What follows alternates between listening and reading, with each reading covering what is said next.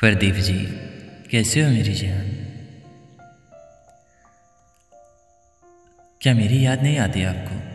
सुबह से ना एक बार कॉल ना मैसेज किए हो अभी तक। हम आपकी याद में कब से बैठे हैं और एक आप है कि मेरी याद आती ही नहीं। मेरी जान, कम से कम कॉल कर लिया करो आप। पता है ना आपको मुझे अच्छा नहीं लगता आपके बिना। आई लव यू जी, बहुत मिस कर रहे हैं आपको। I really I love you.